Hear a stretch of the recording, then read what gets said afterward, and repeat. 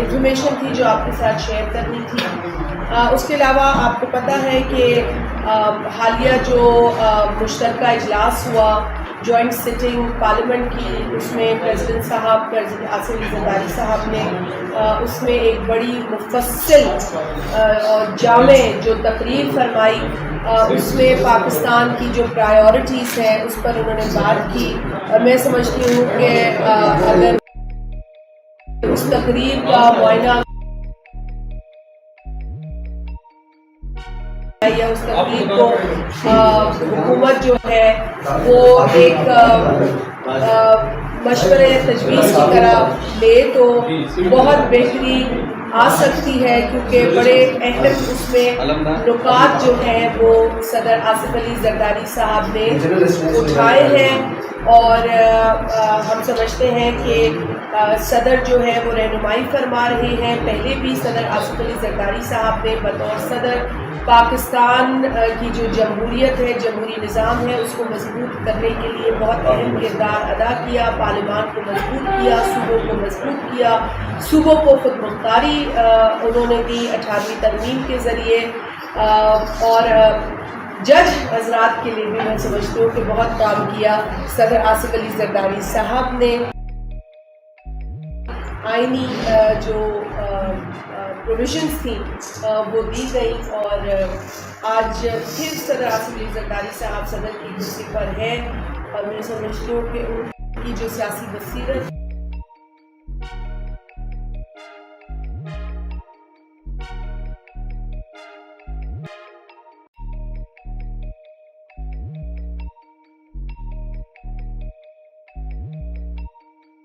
जो उनका तजुर्बा है उससे हुकूमत वक्त को। लेकिन खुशखबर अहम बॉडी है नेशनल इकनॉमिक काउंसिल, जो कि आर्टिकल 156 में जिसका जिक्र है। और ये काउंसिल यूँ भी ज़रूरी है कि वो रिव्यू करती है इकनॉमिक कंडीशन को जो मुल्क की है, जो मुआशी कंडीशन है, मुआशी सूरत हाल है। उसके रिव्यू के बाद वो एडवाइस करती है वफाकी हुकूमत और सूबाई हुकूमतों को कि किस तरह से प्लान बनाया जाए और एक ऐसा प्लान बनाया जाए जहां पर बराबरी की डेवलपमेंट पाकिस्तान के हर इलाके में नजर आए। ये बहुत अहम बात है। और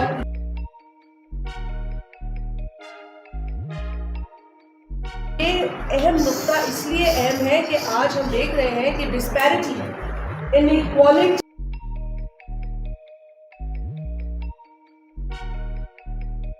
के लिए इस काउंसिल का काम करना बहुत जरूरी है और इसका मुतबातर जा सकती है, क्योंकि एक्निक इन्हीं की एग्जीक्यूटिव कमेटी है। जब एनईसी नहीं होगी, एक्निक नहीं होगी, तो मुआशी प्लान्स कैसे बनेंगे, एक सिम्प कैसे मिलेगी। तो शुक्र है कि ये कल कॉन्स्टिट्यूट हुई है, अच्छी बात है।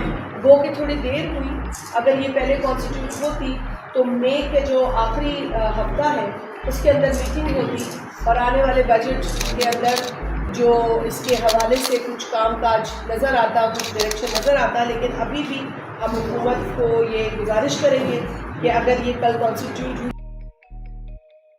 हो, खैबर पख्तूनख्वा हो, पंजाब हो, गिलगित हो, कश्मीर हो, हर जगह डेवलपमेंट इक्वल बुनियादों पर कोशिश करनी चाहिए नजर आए।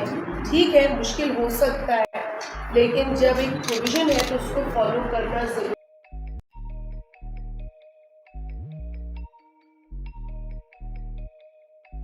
करना था।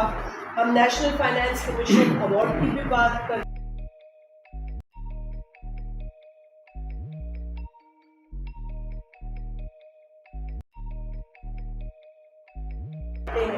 अरसा गुजर गया है,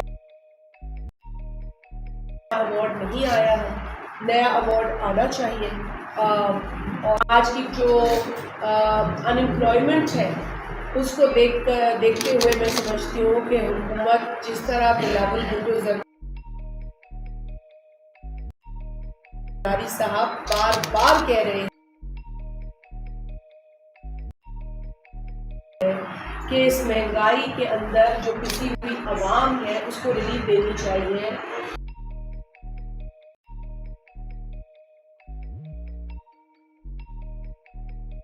चाहे वो सैलरी याफ्ता तबका हो, इन तबकात को रिलीफ देने की जरूरत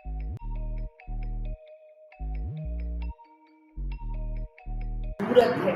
बड़े बड़े लोगों को रिलीफ नहीं देनी है। पाकिस्तान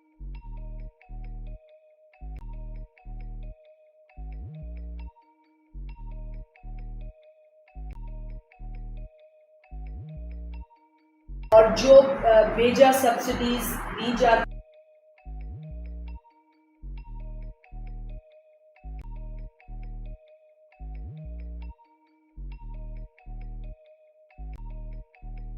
मईशत भी मजबूत होगी, प्रोडक्टिविटी इंश्योर होगी, इसीलिए ऐसे तबकात को सब्सिडी देने ज़रूरी है। जी, हमें अफसोस है, एक ऐलान हुआ था पहले वफाकी हुकूमत की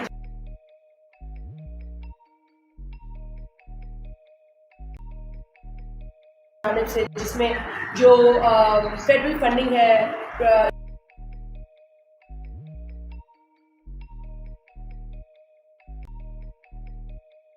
यूनिवर्सिटीज़ की, उसको रोका जाने का ऐलान हुई है।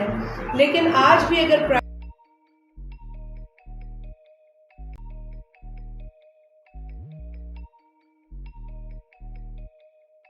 वो अपनी प्रायोरिटी, मैंने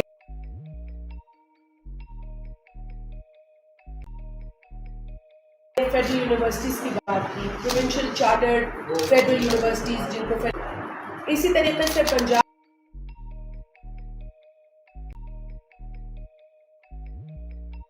पर 6 अरब रुपए रखे थे, अब उनकी कोई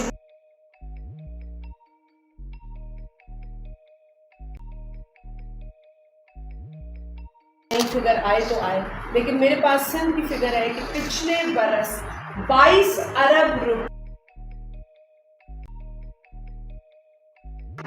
के ऊपर काम करना, सिर्फ जिक्र करना नहीं।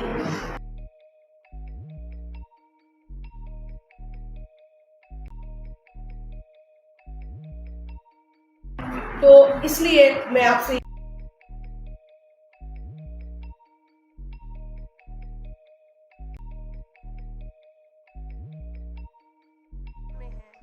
लोग तकलीफ में मुब्तला हैं, गर्मी है, गर्मी की शिद्दत है, गर्मी का पारा बहुत हाई है और हालत ये है कि बिजली नहीं है। लोड शेडिंग, यूँ तो पूरे पाकिस्तान से आवाज़ें उठ रही हैं, हमें तो लाहौर शहर से भी आवाज़ें उठ रही हैं कि वहाँ भी बिजली नहीं है। लेकिन चूँकि मैं सिंध से इलेक्टेड हूँ, सिंध सूबे की मैं बात ज़रूर करूँगी जहाँ मैं रहती भी हूँ, मेरा तजुर्बा है कि वहाँ बिजली नहीं है। पूरे सिंध के अंदर 20 घंटे की लोड शेडिंग है। मेरे साथ 2 मेरे ऑनरेबल कॉलीग्स हैं, अलग अलग ज़िलों से इनका ताल्लुक़ है। ये भी बात करेंगे कि लोड शेडिंग ने हमारी ज़िंदगी अज़ाब कर दी।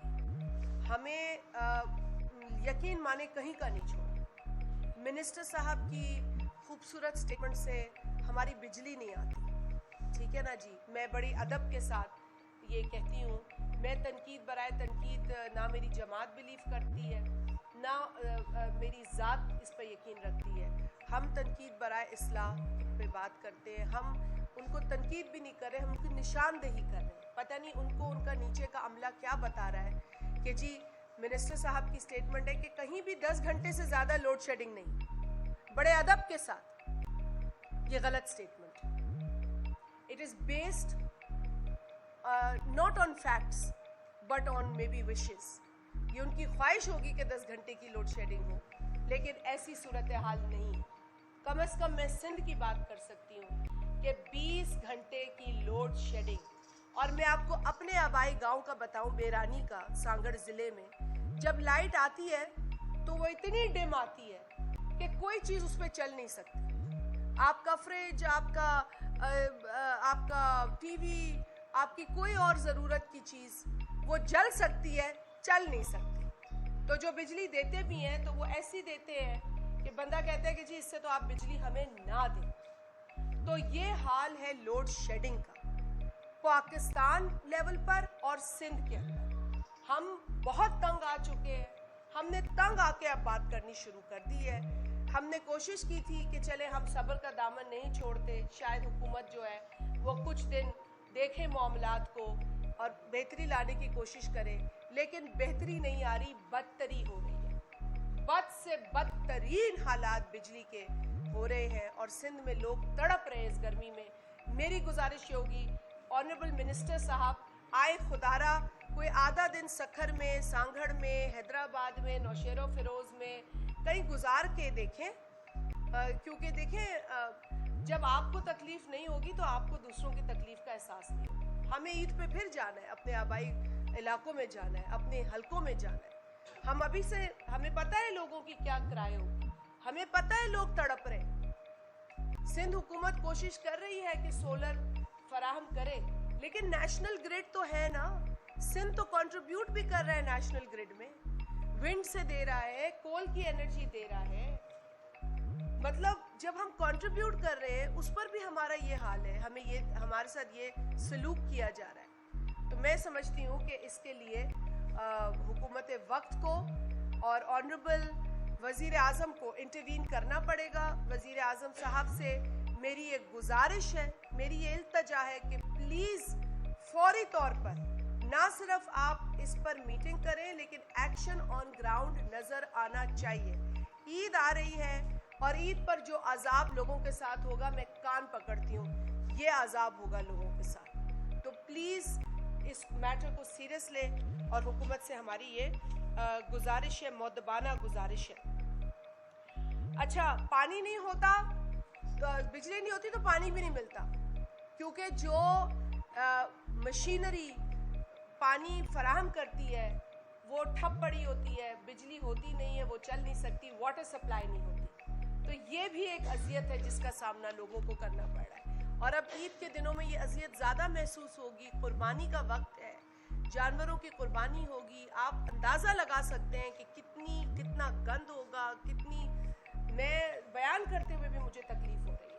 तो ये बर वक्त अगर आज वज़ीर आज़म साहब इसका नोटिस ले लें तो शायद ईद पाकिस्तानियों की कुछ बेहतर गुजर सके, लेकिन जिस अजियत से और जिस तकलीफ से हम गुजरने वाले उसका हमें अंदाज़ा अभी से है। जी, एक बहुत अहम इशू जिस पर मेरे कॉलीग्स भी बात करेंगे, तारिक शाह भी अभी थोड़ी देर में एलैबोरेट करेंगे, मैं सिर्फ बात रखना चाहती हूँ आपके सामने, वो है किसानों का इशू।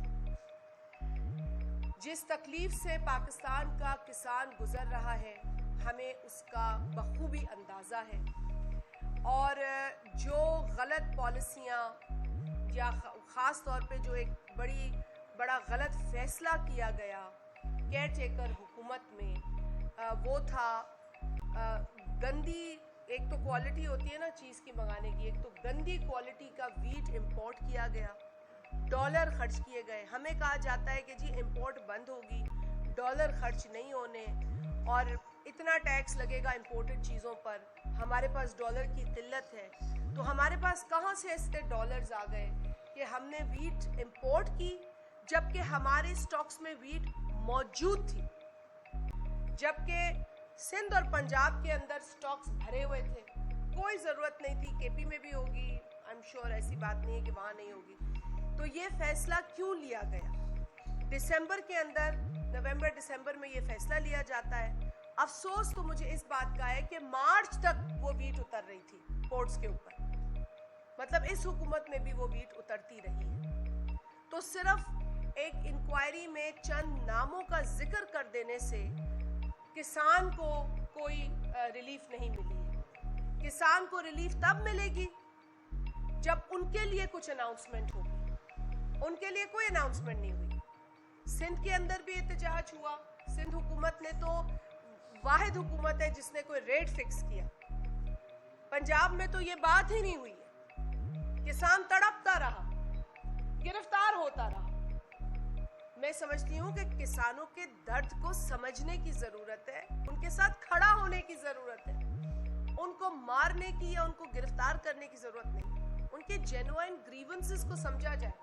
और ये कह देना कि कोई क्राइसिस ही नहीं है सूबे के अंदर, मैं समझती हूँ कि फिर इसे इग्नोरेंस कहते हैं, और इतना इग्नोरेंट हमें नहीं होना चाहिए। किसान उस तबके को बिलोंग करता है जो पाकिस्तान की मईशत की रीढ़ की हड्डी है। आप अपनी रीढ़ की हड्डी के साथ ये सलूक नहीं कर सकते। तो हम हुकूमत से मुतालबा करते हैं कि आने वाला बजट किसान दोस्त बजट होना चाहिए, हारी दोस्त बजट होना चाहिए। हम तब मानेंगे कि आप वाकई किसान का दर्द समझते। ये बजट आ रहा है ना, इसमें साबित अगर हो जाए, क्योंकि एक हुकूमत तो पीटीआई की भी थी जिसमें नेगेटिव ग्रोथ थी एग्रीकल्चर की, वो भी हमने देखी है हुकूमत। लिहाजा हम इस हुकूमत से ये इल्तिजा कर रहे हैं। आज भी मैं तो डिमांड रख रही हूँ किसान कि किसान दोस्त बजट दीजिए। अगर आप और कुछ नहीं कर सकते तो बजट में वो चीज़ें हमें नज़र आनी चाहिए जिससे हमारा किसान तबका मुतमईन नज़र आए। वो ये नहीं कह रहा आपको कि हमें चांद ला के दो, तारे ला के दो, दूध की नहरें चाहिए। वो कह रहे हैं हमें सपोर्ट दो।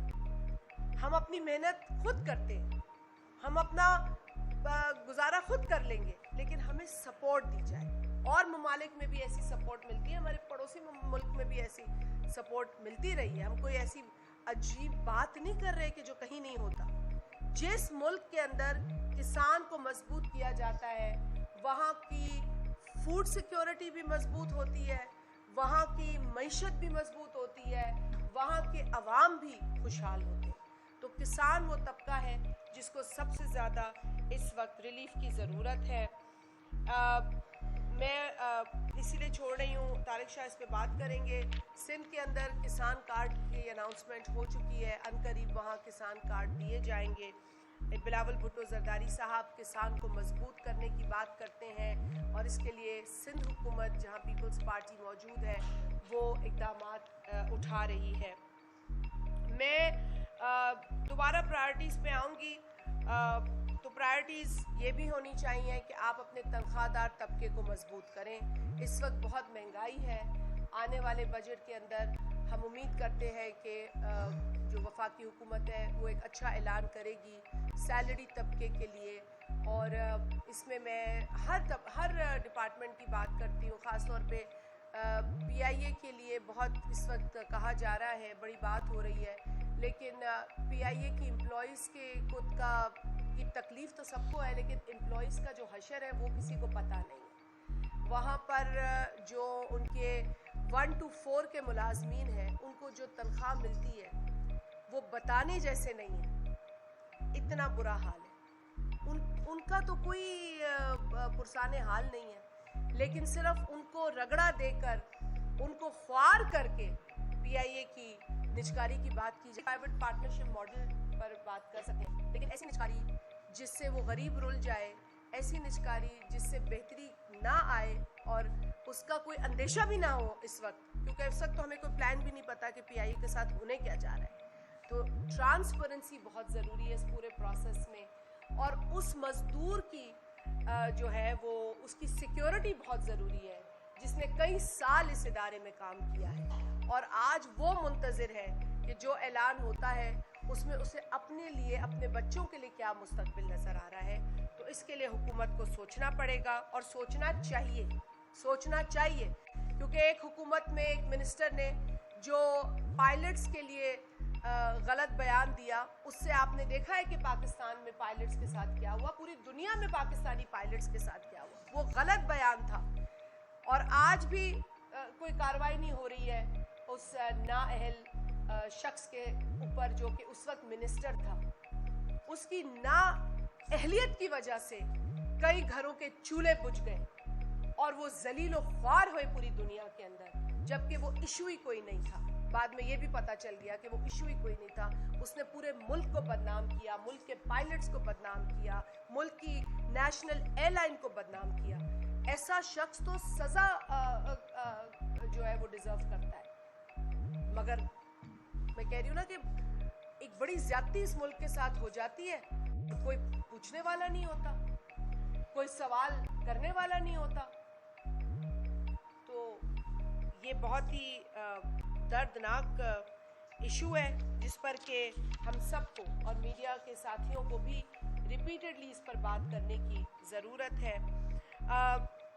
मैं अपने कॉलीग्स को ये माइक देने से पहले थोड़ी बात ज़रूर इस बात पे करूँगी कि देखिए, मुल्क को इस वक्त स्टेबिलिटी की ज़रूरत है, मुल्क को इस्तेहकाम की ज़रूरत है, मुआशी इस्तेहकाम की ज़रूरत है। बिलावल भुट्टो ज़रदारी साहब ने कहा कि जी एक दूसरे का गिरेबान सियासतदान पकड़े, ये अवाम नहीं देखना चाहती।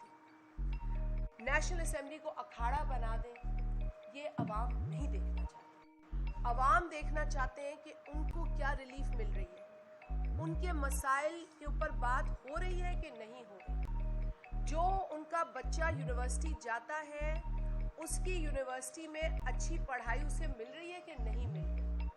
जो बच्चा या जो शख्स बाहर निकलता है अपने घर से, उसको सिक्योरिटी मिल रही है या नहीं मिल रही। ये आपस की जो खींचातानी कुछ लोग कर रहे हैं, जिनको अपने कोई मकासद हैं जो पूरे करने हैं, उसमें मुल्क का कितना बड़ा नुकसान हो रहा है, ये सोचने की ज़रूरत है। ये लोग कहते हैं कि हम पॉलिटिकल लोगों से बात नहीं करेंगे।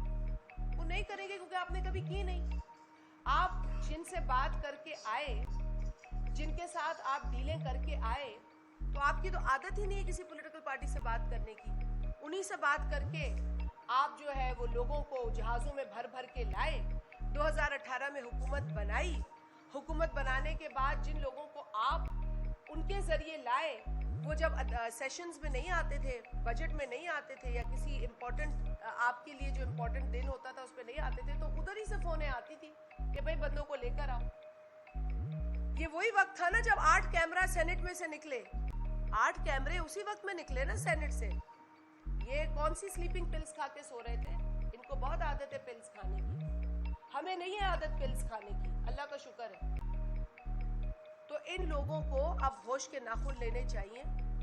ये जिस तरह का तमाशा नेशनल असेंबली में कर रहे हैं, हमारा दिल इसलिए दुखता है क्योंकि हम अवाम के वोट लेकर आए हैं, अवाम के मसाइल पर बात करने आए हैं, उनका हल तलाश करना है हमें। मेरे हल्के में लोग, उनके मसाइल और हैं, ये कुर्सी कुर्सी नहीं खेलना उनको। वो ये देखना चाहते हैं कि मेरा नुमाइंदा मेरे लिए लोड शेडिंग की बात कर रहा है, महंगाई की बात कर रहा है, पानी की बात कर रहा है, मुझे जो वीट में सपोर्ट मिलनी है, कॉटन में सपोर्ट मिलनी है, उस पर बात कर रहा है कि नहीं कर रहा। ये जो जोकरपना हम देख रहे हैं नेशनल असेंबली में, ये काबिल अफसोस है, काबिल मजम्मत है। ये नेशनल असेंबली है of Pakistan. It is the house of the chosen representatives. यहाँ पर हम पाकिस्तान की नुमाइंदगी कर रहे हैं और पाकिस्तान की अक्कासी हो रही है। यहाँ के लोगों, जो लोग हैं वो दिख रहे हैं। ये तमाशा किसी को अच्छा नहीं लगता। आप एहतजाज करें, किसी ने मना नहीं किया, लेकिन एहतजाज के नाम पर असेंबली को चलने ना देना, पाकिस्तान को चलने ना देना, ये हरगिज कबूल नहीं है हमें। और फिर अफसोस के साथ कहना पड़ता है कि सियासत के नाम पर बदमाशी हो रही है। आप केपी में देख रहे हैं क्या मनाजिर है। मुझे बड़ा अफसोस हुआ। मैंने एक्चुअली देखा कि भाई केपी में शायद कोई अच्छा काम हो रहा होगा, इसीलिए वहाँ पर इस तरह से बात की जाती है। लेकिन इस तरह से बात करना, पगड़ियाँ उछालना, लोगों की तौहीन करना, किसी को नीचा दिखाना, ये तो मैं समझती हूँ कि पख्तून कल्चर नहीं है। हमने तो कभी, जो हमें पता चलता है, बड़ा एहतराम का कल्चर है, बड़ा इज्जत का कल्चर है। लेकिन जो शख्स वहाँ बिठा दिया गया है वहाँ के लोगों की नुमाइंदगी करने के लिए, उसको सिर्फ पगड़ियाँ उछालने का शौक है। आप उससे ज़रा आइन की स्पेलिंग तो पूछ लें, कॉन्स्टिट्यूशन की स्पेलिंग कर दो। नहीं कर सकते। पार्लियामेंटेरियन की स्पेलिंग करवा लें उनसे, आप नहीं कर सकेंगे। बहरहाल मैं उनकी अब दीगर सलाहियतों पर बात नहीं करना चाहती, लेकिन इस वक्त जो मुझे बज़ाहिर नज़र आ रहा तूफ़ान बदतमीज़ी, गालम गलोच में उसकी मजम्मत करती हूँ। पीटीआई ने जिस कल्चर को प्रमोट किया, परवान चढ़ाया, उनके लीडर ने जिस तरीके से बदतमीज़ी पर लोगों को उकसाया, वो उस वक्त भी काबिल मजम्मत था, आज भी काबिल मजम्मत है। उसकी अपनी सलाहियत यह है कि वो कहता है पाकिस्तान में 12 मौसम है। 12 मौसम पाकिस्तान में, मतलब मैं तो अक्ल पे उसके दंग रह गई। बहुत सारी ऐसी बातें हैं जो अब मुझे याद आ रही है। मिसाल के तौर पर वो जर्मनी और जापान का बॉर्डर मिला देता था और कहता था जॉइंट फैक्ट्रीज, बॉर्डर पे जॉइंट फैक्ट्रीज। मतलब मैं किस किस बेवकूफ़ी का जिक्र करूं यहाँ पर। कोविड में क्या उस शख्स ने हमारे साथ किया नहीं, ये तो मामूली जुकाम है, ये कहकर वो फारिग करता रहा, अपनी जिम्मेदारियों से होता रहा। तो बड़ा मैं समझती हूँ कि इस वक्त जो केपी में लोगों के साथ जुल्म हो रहा है, वहाँ लॉ एंड ऑर्डर की सिचुएशन बदतरीन है।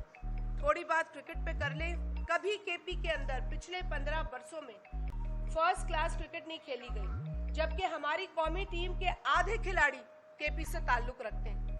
हालत यह है कि पेशावर में एक ही स्टेडियम है, अरबाब न्याज स्टेडियम, जो 2017 इन्हीं की हुकूमत है ना जी, तब से वो रिकंस्ट्रक्ट हो रहा है।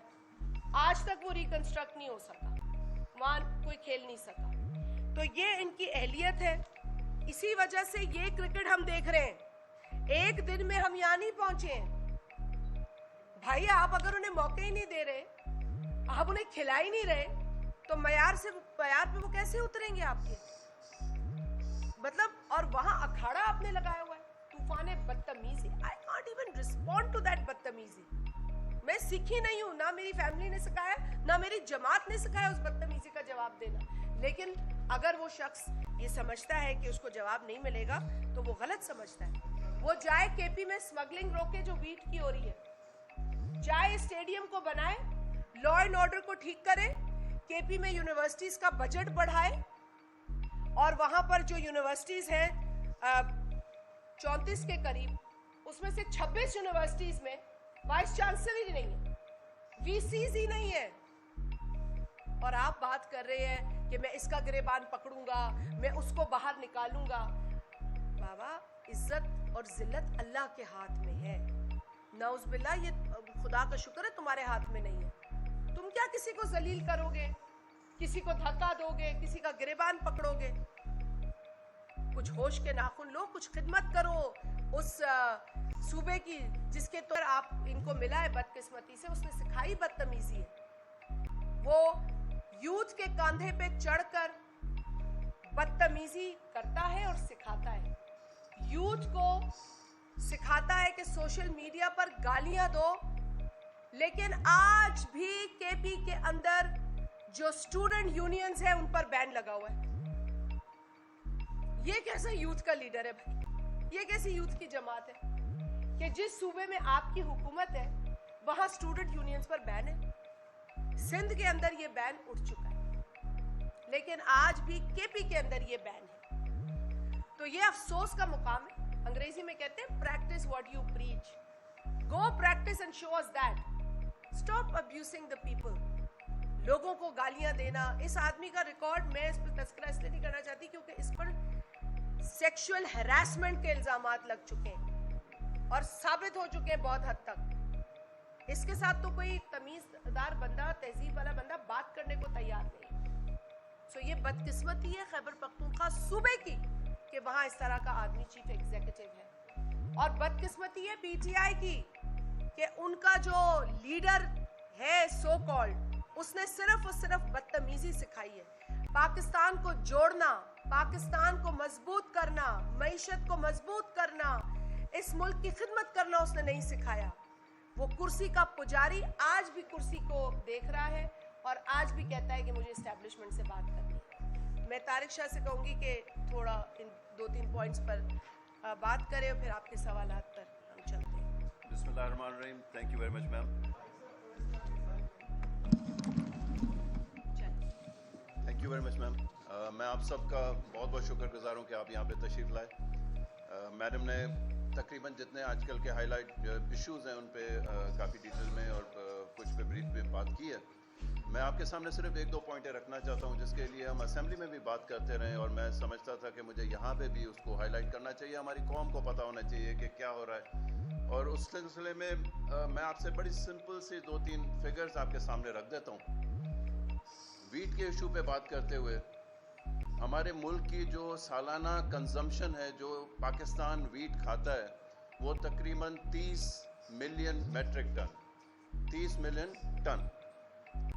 जो पाकिस्तान की पिछले सालों में प्रोडक्शन रही है, वो प्रोडक्शन तकरीबन 24 मिलियन टन के करीब पाकिस्तान खुद प्रोड्यूस करता है, और जो रिमेनिंग पोर्शन है वो फिर बाहर से मंगवाया जाता था और जाता है।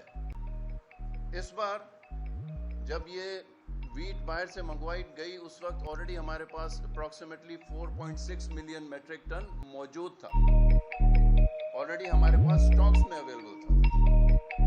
जब 4.5 से 5 मिलियन टन आपके पास अवेलेबल है और आपकी नॉर्मल प्रोडक्शन 24 से 25 मिलियन टन है, तो अगर आप दोनों का ऐड कर लें तो हमारी 30 मिलियन टन की जो रिक्वायरमेंट थी वो ऑलरेडी पूरी हो चुकी थी। ये उस वक्त की इंटर्म गवर्नमेंट को पता था, लेकिन उसके बावजूद भी उन लोगों ने ये ऑर्डर दिया, और ऐसे टाइम पे ऑर्डर दिया जिस टाइम पे हमारे पास पाकिस्तान में उसके किसान की हार्वेस्ट हो रही थी, वो वीट तैयार थी मार्केट में देने के लिए। बार बार हम खड़े होकर असेंबली में बात करते हैं कि जी ये हम सिर्फ कमीशनों पे इस तरह और कमिटीज पे इस चीज़ को अपने मुल्क और अपनी कौम को नहीं छोड़ सकते। हमें अब ये चेंजेस लानी है कि जो अवाम के इश्यूज हैं, जिस तरह मैडम ने कहा और राइटली सो, कि जो गवर्नमेंट है उसका काम होता है अवाम को प्रोटेक्ट करना, अवाम के राइट्स को प्रोटेक्ट करना और अवाम को रिलीफ देना। ये किस किस्म का रिलीफ है कि हम कमिटीज बना रहे हैं, जिसने किया है उसको सामने लाएं। किसान और अवाम के जो जख्म है उसके ऊपर नमक छिड़कने वाली बात है। आज किसान के साथ हो रहा है, कल किसी और इंडस्ट्री के साथ होगा, किसी और मजदूर के साथ होगा। This is not acceptable.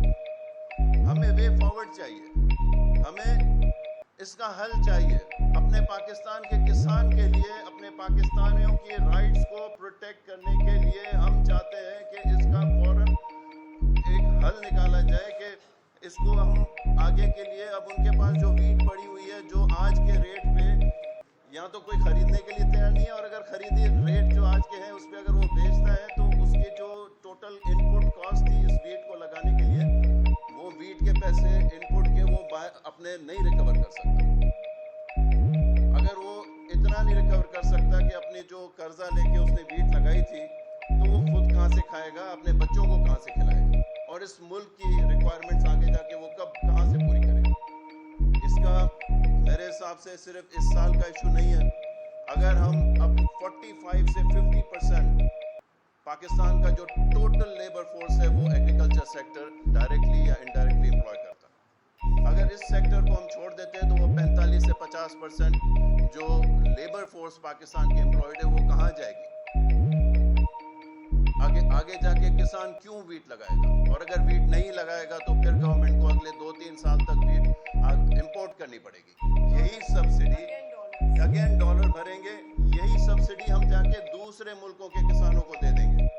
हम कोई सब्सिडी नहीं मांग रहे, हम कहते हैं प्रोटेक्ट करो अपने सेक्टर को। प्रोटेक्ट किस तरह किया जाता है? आप क्वालिटी सीड दे दें, आप क्वालिटी फर्टिलाइजर दे दें, आप इंश्योर कर दें कि हमें जो पेस्टिसाइड्स मिलेंगे हमारे किसान को वो ऐसी हो कि कम से कम वो जिस चीज़ के लिए जो कीड़े मकोड़े जिनके लिए वो यूज़ होती है वो उस पर असर करे। यहाँ पे हर चीज़ जाली दे दी जाती है, लेकिन उसके बाद भी किसान कर्जे लेकर अगर वो अपनी प्रोडक्शन करता है अपने लिए, अपने बच्चों के लिए, इस मुल्क के लिए, तो आखिर में उसको बेयार और मददगार छोड़ देता है। This is not acceptable, this is not acceptable anymore, क्योंकि इस तरह अगर चलता रहा तो ये मईशत और हमारी बहुत बड़ी तबाही है। तो मेरी रिक्वेस्ट है गवर्नमेंट से कि इस बार सिर्फ कमेटियों पे डाल के, कमीशंस बना के हमारे किसान को या हमारी मुल्क की आवाम को इस तरह बेयार और मददगार ना छोड़ा जाए। इसके ऊपर इमीडिएटली, क्योंकि किसान को सिर्फ एक्शन की ज़रूरत नहीं है, किसान को ज़रूरत है कि वो उसकी जो गंदम पड़ी हुई है वो कौन खरीदेगा, उसके लिए सोचा जाए, उसके लिए कोई वे फॉरवर्ड कोई प्लान बनाए ताकि वो अपनी गंदम बेच सके। और अभी कॉटन की क्रॉप आ रही है, मैंने उस दिन भी खड़े होकर असेंबली में बात की कि कॉटन पॉलिसी 2000 में ये नहीं बताया गया, अगर वीट का ये क्राइसिस हुआ है तो अगर इसके साथ इसकी अगली क्रॉप कॉटन है, अगर उसमें भी खुदा न खासा इस तरह का कोई क्राइसिस हो गया तो मुझे नहीं समझ में आता कि किसान के साथ या इतने बड़े एग्रीकल्चर के सेक्टर के साथ जो कि 22% से ज़्यादा ऐड कर रहा है जीडीपी में, उसके साथ क्या हालात होते हैं। इसके साथ साथ मैं एक और चीज़ पानी है जिसके ऊपर बात करना चाहता हूँ। 1991 का अकॉर्ड था, हालांकि 1991 का अकॉर्ड जब हुआ उस वक्त नून लीग की गवर्नमेंट थी। उस वक्त जब जब ये अकॉर्ड हुआ तो सिंध ने उस वक्त भी अपनी रिजर्वेशंस बताया, सिंध गवर्नमेंट ने या सिंध ने उसको एक्सेप्ट कर लिया, क्योंकि लॉ अबाइडिंग है हम लोग। और जब एक मुआहदा होता है तो उस पर, हालांकि उस टाइम में जिस तरह मैं कह रहा हूँ कि नून लीग की गवर्नमेंट ने उसको इन लेटर एंड स्पिरिट हमने कम से कम माना, लेकिन हो ये रहा है कि 1991 से लेके आज तक कभी भी पानी सिंध को पूरा नहीं दिया गया। जब सबसे ज्यादा पानी की जरूरत होती है, जब क्रॉप जो सीड लगाने का टाइम होता है, अगर उस सोइंग के टाइम पे आप 50% पानी कम कर दें तो बाद में भले आप बढ़ा के भी दे दें, लेकिन अगर वो सोइंग ही नहीं होगी तो बाद में पानी का करना भी क्या होता है। तो सबसे ज्यादा हमारे साथ इशू अभी बड़ा ये हुआ कि जो सोइंग के टाइम पे पिछले 10-15 साल से पानी प्रॉपर नहीं मिलता, लेकिन हम उसके साथ चलते रहे। फिर उन्होंने बात की 10 डेलीज और हिस्टोरिक यूज कंजम्पशन की। अब हिस्टोरिक कंजम्पशन जो है वो 1977 से लेके 1982 की जो कंजम्पशन है उसको बेस करके ये कहते हैं कि आप वो पानी हमसे ले लें, जबकि वाटर अकॉर्ड 19, तो हम अगर 1977 का फिगर वो कहते हैं ले लो, जबकि वाटर अकॉर्ड तो 1991 में उस अकॉर्ड पे सब पूरे चारों सूबों ने साइन किया। तो 1991 के अकॉर्ड के हिसाब से जो 48 मिलियन एकड़ फीट पानी सिंध को मिलता है या दूसरे सूबों के लिए जो रखा गया है, हम कहते हैं कि वो सब सूबों को उतना पानी उस हिसाब से मिलना चाहिए। अगर उसके ऊपर कोई भी रिजर्वेशन है या उसकी किसी भी चीज़ पे बात करना है तो ज़बरदस्ती करके किसी और सूबे को, किसी भी छोटे सूबे का आप पानी, क्योंकि आप इधर बैठे हुए हैं, आप इधर से बैठ के उसको पानी रोकना या उसको कट नहीं कर सकते। अगर आपने कोई नए प्रोजेक्ट्स लाने हैं, पाकिस्तान की भलाई के लिए लाने हैं, तो हम खुद पाकिस्तानी, हम सबसे ज़्यादा मुहब्बत हैं, हम उस चीज़ पे बात करने के लिए तैयार हैं। अगर उन फिगर्स में कुछ चेंजेस लाना चाहते हैं तो वो भी सब सीएम्स को बिठाएं, एक नई कमीशन बनाए, एक नई कमेटी बना दें, उस पर बैठ के बात हो सकती है। लेकिन इस तरह नहीं हो सकता कि ज़बरदस्ती आप खड़े होकर और कह दें कि नहीं जी ये हम आपके लिए नहीं करेंगे। 91 का अकॉर्ड हमने किया, नून लीग ने किया, आज नून लीग को उस चीज़ को, आज की गवर्नमेंट को उस चीज़ को ऑनर करना चाहिए। जितने भी सूबे हैं उनको उनके राइट के मुताबिक उनका पानी मिलना चाहिए। तो मैं बहुत ज़्यादा टाइम नहीं लेता, आपके जो भी सवालात हैं वो आप लीजिए।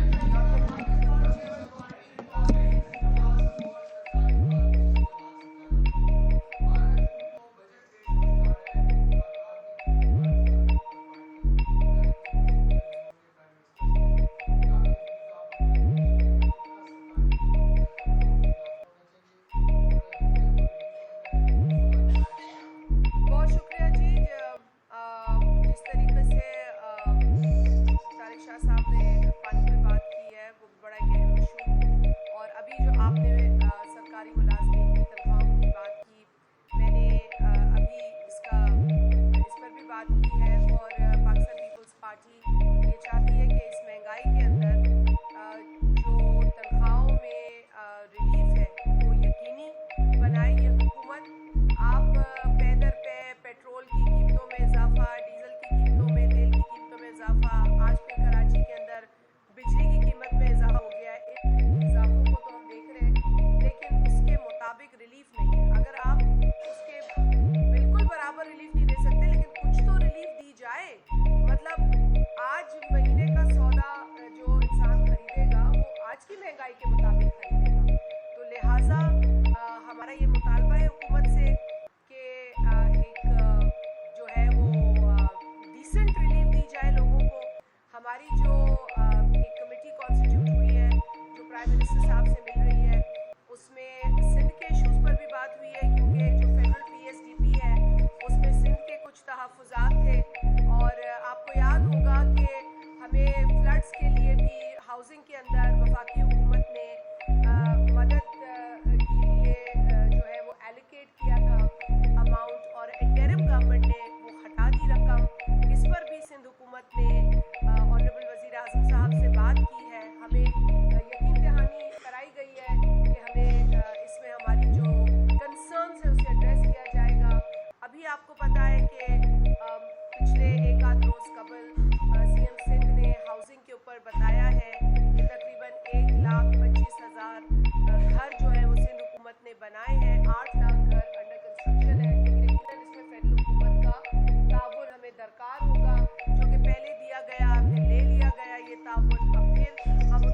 अप्रिशिएट कर रहे हैं, बात कर रहे हैं कि जी हमें आवाम को रिलीफ देनी है, लिहाजा जो वादे पहले किए गए थे, जो एलोकेशन थी वो हमें दी जाए। इसी तरीके से रोड नेटवर्क, रोड प्रोजेक्ट्स भी थे। मैं आपको बता दूं, इसमें एक मेरे ज़िले का भी रोड था जो कि सागर टू सखर जा रहा था, और वो भी रोड निकाल दिया गया इंटरिम गवर्नमेंट ने आकर। अब इंटरिम गवर्नमेंट का ये काम नहीं था कि जो पहले की हुकूमत ने फैसले किए हैं या एलोकेशंस किए हैं आप उनको ख़त्म कर दें, लेकिन ऐसा हुआ है। फेडरल PSTP बहुत डिस्टर्ब किया गया है और इसीलिए सिंध के तरफ से भी ये कंसर्न्स शो की गई हैं। तो इंशाल्लाह हमें उम्मीद है, हम चाहते हैं कि इस हुकूमत की जो है वो इनके साथ ताउन करे, लेकिन ताउन उसी शर्त पे बेहतर हो सकता है जब आवाम को हम रिलीफ मिलते हुए देखेंगे। एक यहाँ से ले लें, एक यहाँ से ले लें, एक यहाँ से ले लें, फिर आप यहाँ काफ़ी इंपॉर्टेंट फिगर्स देखेंगे।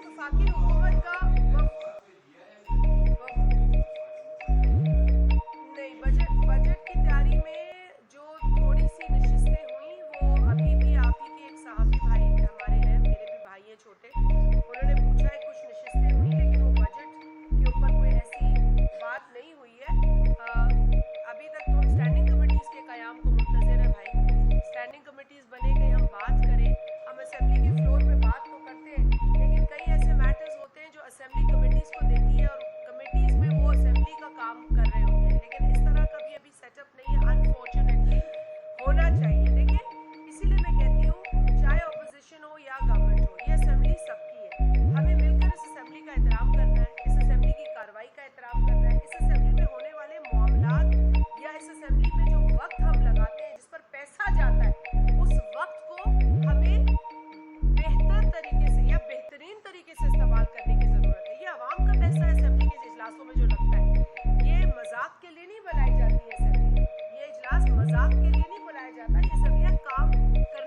बुलाया जाता है सेशन।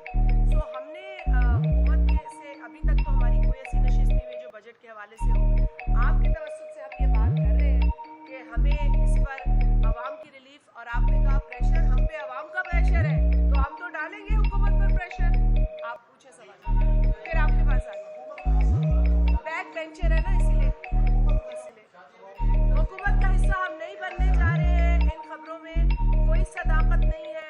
हम स्टैंडिंग कमेटीज को फाल करना चाहते हैं, स्टैंडिंग कमेटीज के जरिए काम करना चाहते हैं, स्टैंडिंग कमेटीज में आवाम के मसाइल पर बात करना चाहते हैं। हम हुकूमत से यही मुतालबा करते हैं कि फौरी तौर पर स्टैंडिंग कमेटीज का क़याम मुमकिन कर बनाए।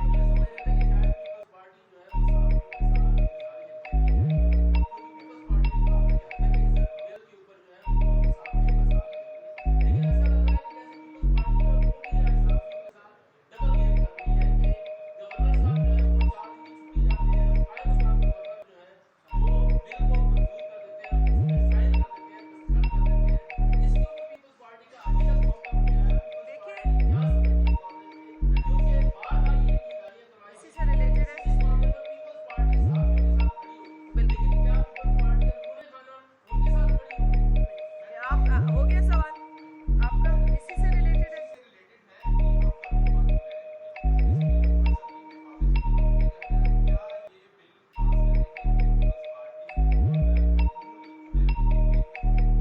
देखिए मेरा ख्याल है इस पर जो तफसील है या प्रोसेस हुआ क्या हुआ पहले बिल में, जो भी इस प्रोसेस पे काम का हुआ है उस पर तो मेरा ख्याल है बेहतर पंजाब असेंबली के अरकान बात कर सकते हैं, और पीपल्स पार्टी से जिनका ताल्लुक है वो भी बात कर सकते हैं। लेकिन जो मेरी मालूमात है वो ये है कि पाकिस्तान पीपल्स पार्टी ने इस बिल के पैसेज के दौरान इसे एब्सटेन किया।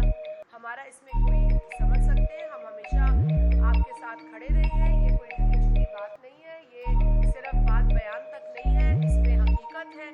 मेरा जो ताल्लुक ज़ाती तौर पर पीपल्स पार्टी के फ्लैट बिलावल भुट्टो सरदारी साहब, आपको पता है जब पीटीआई दौर में काला कानून आया तो वो आपके साथ यहाँ पर शामियानों के अंदर उस हॉल में उस गर्मी में वो बैठे थे, आपके साथ शाना बशाना खड़े रहे।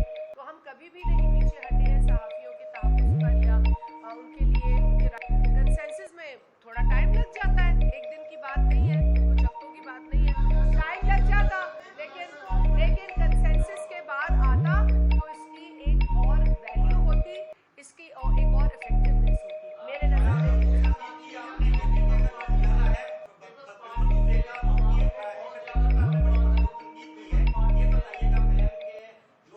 इधर से एक ले लो।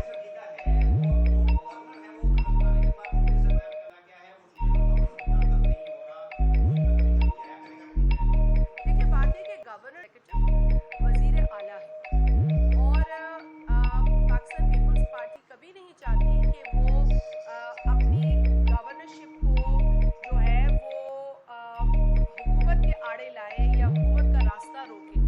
यही वजह है कि एपीके के जो गवर्नर हैं फैसल कुली साहब, वो शुरू दिन से बड़ा एक मुस्बत मैसेज दे रहे हैं। वो डायलॉग की बात कर रहे हैं, वो कह रहे हैं कि खैबर पख्तूनख्वा की आवाम के लिए सोचना ज़रूरी है।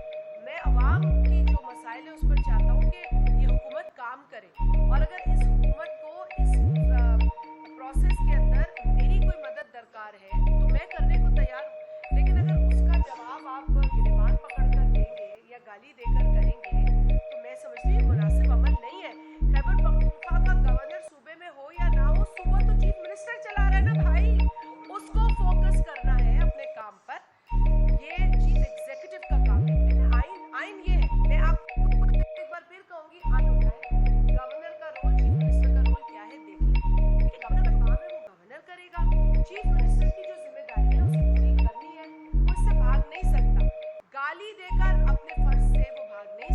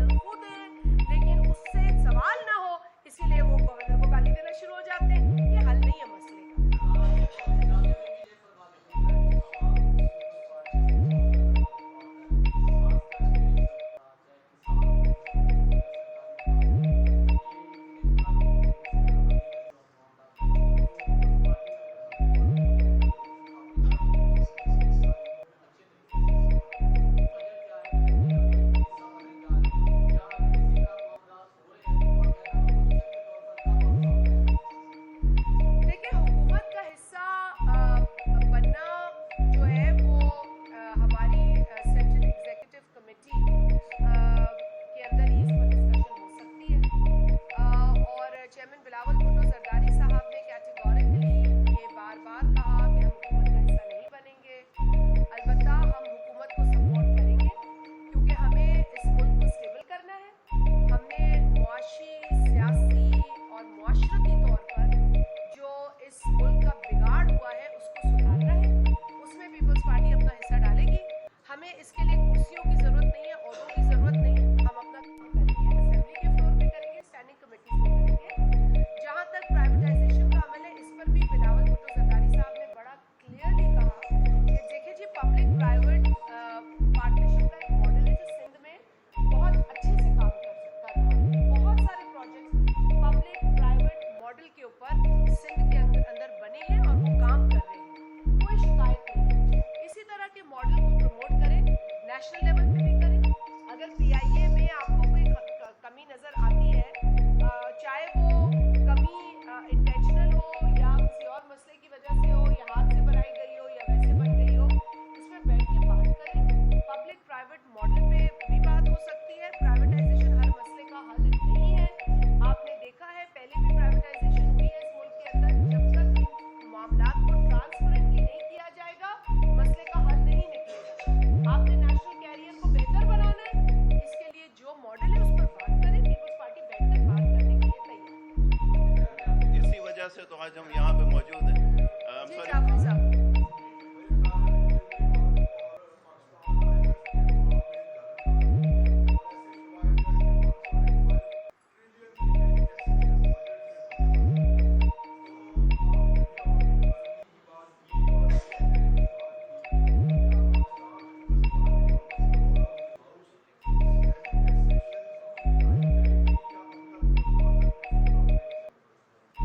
देखिए, पाकिस्तान पीपल्स पार्टी इस वक्त हुकूमत से अपनी जो कमेटी है उसके ज़रिए और इस वक्त आपसे बात करते हुए भी, और बिलावल भुट्टो जरदारी साहब ने जो भी उन्हें मौका मिला है, उन्होंने अवाम के मसाइल पर हुकूमत से बात की है, वज़ीर आज़म साहब से बात की है। वज़ीर आज़म साहब ये इंटेंशन भी दिखा रहे हैं कि वो हमारी बातों पर गौर कर रहे हैं और कई बातों को उन्होंने जो है वो इम्प्लीमेंट करने की एश्योरेंस भी दी है। तो लिहाजा हमें शक करने की ज़रूरत नहीं है। लेकिन अगर कोई ऐसी चीज़ होगी जिस पर के अभी जैसे आपको पता है कि पिछले दिनों ये सोलर इक्विपमेंट जो था, इस पर टैक्सेशन की बात हुई, तो पीपल्स पार्टी चुप नहीं रही। पीपल्स पार्टी कभी भी गलत पॉलिसी के ऊपर चुप नहीं रही। हम अगर ऐसी कोई चीज़ बजट में देखेंगे जिससे कि बोझ आवाम पे पड़ेगा, आवाम को रिलीफ नहीं मिलेगी, तो हम बात ज़रूर करेंगे। IMF में हुकूमत जा रही है, जाना पड़ रहा है, मजबूरी है। 4-4.5 बरस कुछ नाअहल हुकूमत कर गए। जो नुकसान वो 4 सालों में कर गए, उसकी भरपाई आज भी हो रही है। जो कहते थे कि हम IMF से निजात दिलाएंगे, वो IMF के सामने लेट गए थे। इमरान नियाज़ी साहब की बात हो रही है। उसके बाद कहते थे कशकोल तोड़ देंगे, कशकोल का साइज बढ़ता चला गया उनके 4 बरसों में। कहते थे वर्ल्ड बैंक के मुंह पे डॉलर मारेंगे, 200 अरब डॉलर, और खुदकुशी कर लेंगे, IMF नहीं जाएंगे। वो लेट गए ना, मैंने तो यही कहा ना, वो लेट गए IMF के सामने जाके। बड़ी बड़ी बातें करते थे, 200 लोगों की एक्सपर्ट्स की टीम है हमारे पास। किधर है वो एक्सपर्ट की टीम? शुगर स्कैंडल इनके दौर में, अबराज स्कैंडल इनके दौर में। तो मैं क्या क्या गिनवाऊं? जो बिगाड़ के लिए जो है वो तो टाइम था इनके पास, लेकिन सुधारने के लिए तो फिर अब यहाँ पे टाइम हमें लग रहा है ना। तो इसीलिए हम हुकूमत के चैलेंजेस को समझते हैं। हम तो PTI के चैलेंजेस को भी समझते थे। 2018 में जैसे भी वो हुकूमत में आए, जैसे भी जहाज उन्होंने इधर से उधर उड़ाए और मांगे तांगे के लोग ला के हुकूमत बनाई, हम तब भी कहते थे इनको चैलेंजेस है, इसलिए हम तनकीद नहीं करते। हम कहते हैं कि आप काम करें, हम सब सपोर्ट करेंगे। जरदारी साहब ने फ्लोर ऑफ द हाउस कहा कि जी एग्रीकल्चर सेक्टर में हमारी जहाँ मदद चाहिए होगी हम करेंगे। लेकिन हाल क्या था 4 साल में? लोकस्ट का इशू आपको याद है? लोकस्ट अटैक पे इन्होंने क्या किया था इमरान खान की हुकूमत ने, आपको याद है? खून के आंसू रो रहे थे किसान उस वक्त भी। तो मेरा कहने का मकसद सिर्फ आपको ये है कि इस हुकूमत को भी हम बेजा तनकीद नहीं कर रहे। हम मसाइल पे बात करेंगे, सपोर्ट करेंगे जहाँ कोई अच्छा कदम होगा, और उनको बताएंगे जहाँ पर उनकी पॉलिसी गलत है। आने वाले बजट में भी हमारा यही रोल होगा। ये आखिरी खातून ने नहीं किया।